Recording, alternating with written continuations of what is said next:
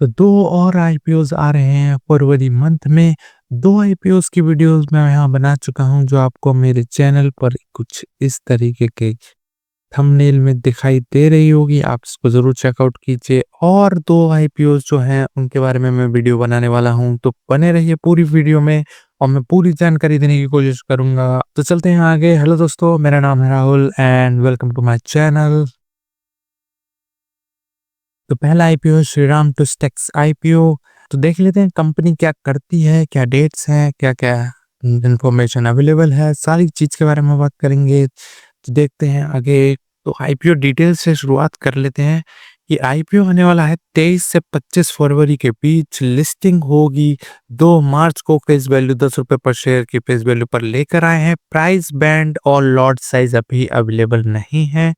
जहाँ तक उम्मीद है जल्द ही इस वीक में प्राइस बैंड और लॉट साइज आ जाएगा। तो बने रहिए हमारे चैनल के साथ ताकि आपको डिटेल में जानकारी आईपीओ की मिलती रहे। जीएमपी से रिलेटेड मैं वीडियोस लेकर आता रहता हूँ। तो जीएमपी सारे आईपीओस की जीएमपी वीडियोस आने वाली हैं।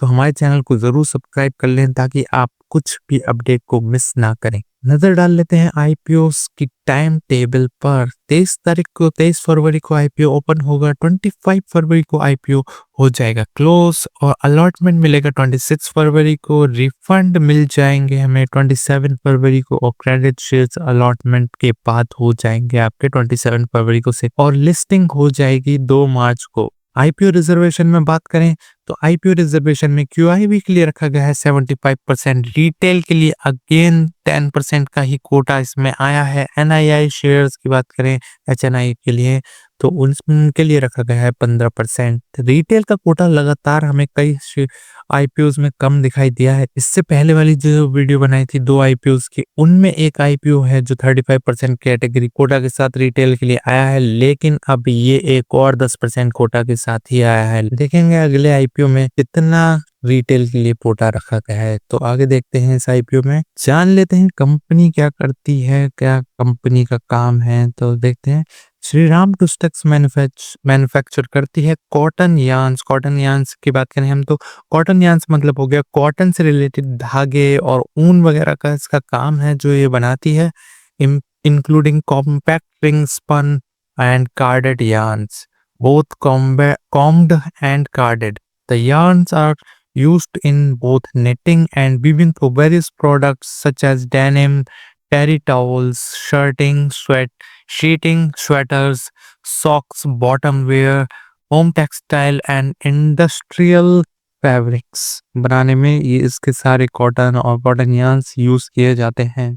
It also offers value-added yarns like elite combed and carded, compact slub yarns and lycra blended yarns. The company operates on business to business model। B2B model है, कोई B2C का इनका काम नहीं है। बिजनेस टू बिजनेस, एक business से दूसरे बिजनेस के लिए ये अपना बिजनेस चलाते हैं और दूसरे बिजनेस के लिए प्रोवाइड करते हैं। तो इसे कहते हैं B2B model. And supplying products to textile manufacturers, garment exporters, bulk purchasers and fabric processors. It sells products across states including Gujarat, Rajasthan, West Bengal. अब इन जगहों पर ये बेचते हैं कि हम बात करें Gujarat, Rajasthan, West Bengal, Maharashtra, Tamil Nadu, Madhya Pradesh, Punjab as well as the union territory of Dadra and Nagar Haveli and also export internationally भी एक्सपोर्ट करते हैं। इनकी मैन्युफैक्चरिंग फैसिलिटी लोकेटेड है Gondal, Rajkot, Gujarat with 17 compacting spinning machine with a total spindle count of 27,744। The company also has 5 5 warehouse है, 5 गोदाम जिसे आप कह सकते हैं, या 5 ऐसी जगह है जहाँ पर ये अपना माल रखते हैं। 2 raw material storage, 2 raw material के स्टोरेज हैं और 2 हैं फिनिश्ड गुड्स के स्टोरेजेस और 1 जनरल स्टोरेज। एक जनरल स्टोरेज है और 2 जहाँ पर माल बनने के बाद तैयार होकर रखा जाएगा। With combined storage capacity of 9800 and 55 MT, 9855 MT की कंबाइंड स्टोरेज कैपेसिटी है। तो कंपनी के फाइनेंशियल्स पर नजर डालते हैं, क्या फाइनेंशियल्स रहने वाले हैं, क्या फाइनेंशियल्स हैं। तो असेट्स की बात करें तो असेट्स यहाँ पर हमें ईयर ऑन ईयर बेसिस पर एक अच्छी ग्रोथ के साथ बढ़ते हुए दिखाई दे रहे हैं। टोटल इनकम में ज़्यादा इजाफा हमें दिखाई नहीं दे रहा, लेकिन पैट की बात करें तो पैट कंटिन्यूअसली इंक्रीज हुए हैं। ये एक अच्छा पॉइंट है यहाँ पर कि पैट में इंक्रीमेंट होते जा रहा है। कहाँ 213 करोड़ पे सिर्फ 2 करोड़ का प्रॉफिट आफ्टर टैक्स ये जनरेट कर रहे थे, और फिर 231 करोड़ पर 6.55 करोड़ का प्रॉफिट इन्होंने बनाया पिछले साल। और 25 की बात करें तो 256.32 करोड़ पर 8 करोड़ का प्रॉफिट आफ्टर टैक्स इन्होंने बनाया। और अब हम देखें तो ये 2 क्वार्टर का रिजल्ट यहाँ पर दिए हैं, तो 132 करोड़ के आसपास पर इन्होंने 7 करोड़ का प्रॉफिट ऑलरेडी बनाया है। अगर आप देखें तो ऑलरेडी जो ये 2023 में एक साल में बना रहे थे, उससे ये 3 गुना से भी ज्यादा है इस टाइम पर, और इनकम अभी उतनी है भी नहीं, तब इनका ये काफी अच्छा पैट इंक्रीज हुआ है। तो एक अच्छी बात है, यहाँ पर एक अच्छी चीज हमें यहाँ दिखाई दे रही है। और रिजर्व्स एंड सरप्लस की बात करें तो रिजर्व्स एंड सरप्लस में कोई खासा बढ़ोतरी यहाँ पर नहीं दी है। 49,000 से शुरू किए थे 2023 में, अगर हम बात करें उससे पहले का इन्होंने यहाँ पर नहीं दिया है। तो 2023 से हम बात करते हैं 49.36 करोड़ से इन्होंने शुरू किया था, और अगर हम ये 2 क्वार्टर तक के रिजल्ट्स के हिसाब से बात करें तो 51.33 करोड़ तक ये पहुंचे हैं। हालांकि कम हुआ फिर बढ़ा, वो चीज़ हम यहाँ पर बात की बात है, वो क्या रहा कैसे रहा वो ये कंपनी वाले जाने। लेकिन अगर हम ओवरऑल 2023 से 2025 के इसमें देखें तो सिर्फ 2 करोड़ के रिजर्व एंड सरप्लस में बढ़ोतरी हुई है। टोटल बोरोइंग्स की बात करें तो 55 करोड़ 2023 में थी, फिर बढ़कर इन्होंने 67 करोड़, फिर बढ़कर 67 करोड़ हो गई, और 2025 में ऑफ कोर्स बोरोइंग रिड्यूस की ऑन 62.48 करोड़ पे आ गए, और फिर और थोड़ी सी बोरोइंग से रिड्यूस की हैं 60.70 करोड़ पर है। फ्रेश इशू है तो कंपनी में पैसे जाएगा, कंपनी में पैसे जाएगा तो किस काम आएगा उस बारे में बात करते हैं। फंडिंग होगी setting up 6.1 megawatt solar power plant for captive use. So 6.1 megawatt का पावर सोलर पावर प्लांट लगाने के लिए 7.85 करोड़ का यहाँ पर फंड उसमें लगने वाला है। 4.2 मेगावाट का विंड पावर प्लांट लगाने के लिए 39 करोड़ का फंड यूज किया जाएगा। रीपेमेंट और प्रीपेमेंट ऑफ बोरोइंग्स में 14.89 करोड़ का फंड यूज किया जाएगा। And funding the working capital requirements for a company के वर्किंग कैपिटल रिक्वायरमेंट को फिलफिल करने के लिए 44 करोड़ को रखा जाएगा। बाकी सारा पैसा बचा हुआ जो भी बचता है वो जाएगा जनरल कॉर्पोरेट पर्पस के लिए।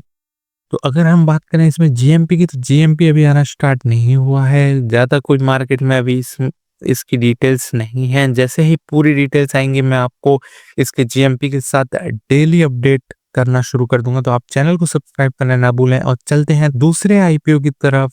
तो बने रहिए वीडियो में, देखते हैं दूसरा आईपीओ के बारे में। तो दूसरा आईपीओ है हमारा Gaudium IVF and women health IPO.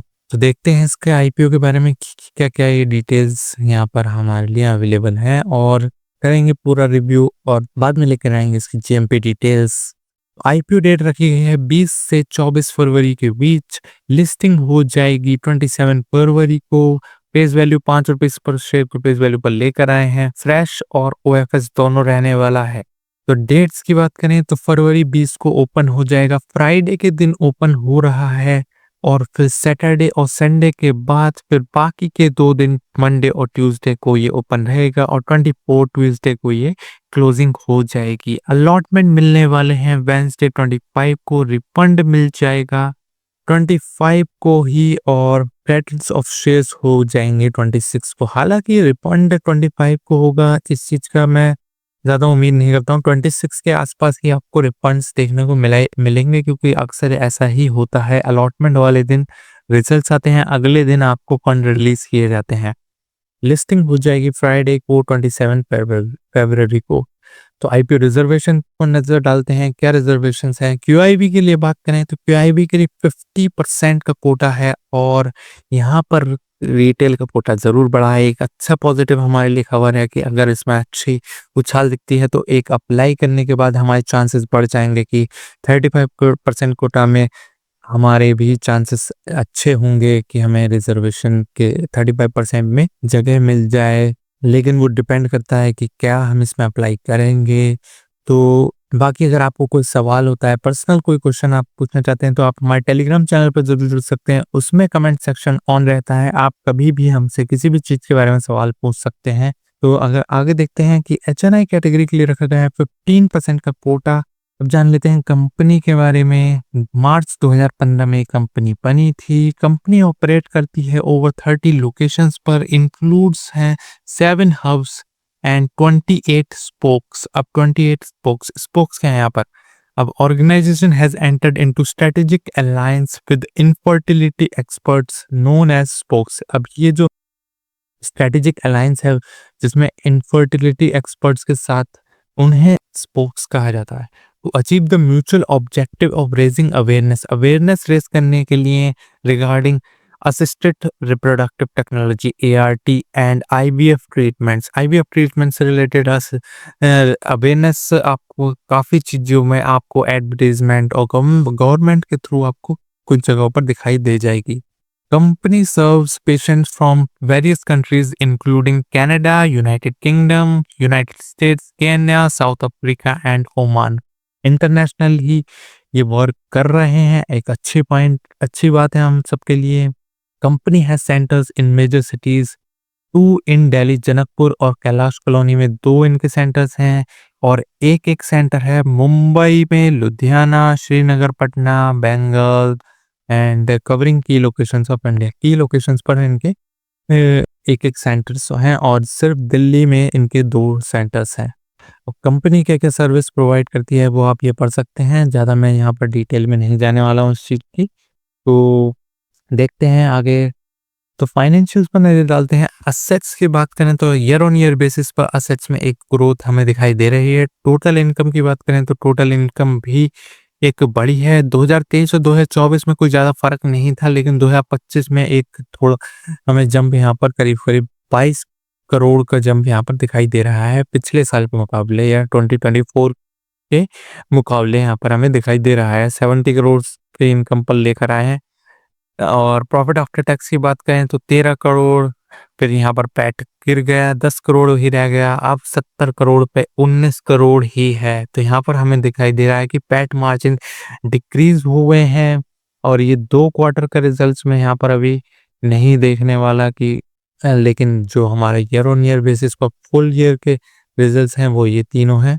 Reserves and surplus की बात करें तो 21 करोड़ से स्टार्ट किए थे, 26 करोड़ 2024 में कर लिया। 2025 में रिजर्व्स एंड सरप्लस में डिक्रीज हुआ है और 15.60 करोड़ रह गए हैं, लेकिन 2 क्वार्टर में इसको इंक्रीज कर 28.16 करोड़ तक लेकर आ गए। और अब टोटल बोरोइंग की बात करें तो 2023 में थी 9.78 करोड़ की, और 2024 में 15.73 करोड़, और 2025 में 18.93 करोड़, और फिर 2025 के 2 क्वार्टर्स की बात करें तो 22.51 करोड़ है। बोरेंस में लगातार इजाफा हो रहा है, एक अच्छे पॉइंट नहीं है। हालांकि IPO के पैसे से अब बोरोइंग्स को डिक्रीज कर सकते हैं, ये अच्छा रहेगा इनके लिए। देखते हैं पैसा कहाँ जाने वाला है, किस चीज में लगाने वाले हैं। Funding capital expenditure towards establishment of new IVF centre, नए IVF सेंटर्स बनाने के लिए फंडिंग करेंगे, उसमें 50 करोड़ ये लगाने वाले हैं। Total repayment and prepayment in part of full and outstanding loans, वो बोरोइंग्स में जाने वाला है 20 करोड़, सिर्फ 20 करोड़। अब बात करें 20 करोड़ यहाँ से काट देंगे तो 2.5 करोड़ की बोरोइंग बचेगी, वो तो इजीली कवर कर सकते हैं मैं बिलीव करता हूँ। बाकी अगर इन्होंने और बोरोइंग्स बढ़ा ली तो वो अलग रहता है कि बाकी के 2 क्वार्टर में क्या करने वाले हैं, उनके रिजल्ट्स अभी नहीं आए। अगर 2 क्वार्टर में और बोरोइंग्स बढ़ती हैं तो इससे ज़्यादा हो जाएगी। अभी इन्होंने फैसला किया है कि 20 करोड़ से बोरोइंग्स को रिड्यूस करेंगे, और बचा हुआ जितना भी पैसा रहता है वो जाएगा जनरल कॉर्पोरेट पर्पस में। तो ये थी डिटेल्ड में Shriram two stakes and Gaudium IVF के डिटेल्ड रिव्यूज। और रही इसकी बात IPO प्राइस और इशू साइज की, वो मैं जरूर लेकर आऊंगा जैसे ही इसमें अपडेट्स आ जाएंगे। और GMP डेली वीडियो आएगी, जैसे ही GMP आना स्टार्ट होगा तो वीडियो लाइक जरूर करें। कमेंट में आप हमसे कुछ क्वेश्चन आपका हो वो पूछ सकते हैं, और चैनल को सब्सक्राइब करना ना भूलें ताकि आपको मिलते रहे अपडेट्स जो भी जीएमपी से रिलेटेड है। वीडियो पसंद आई हो तो लाइक ज़रूर करें एंड थैंक्स फॉर वॉचिंग।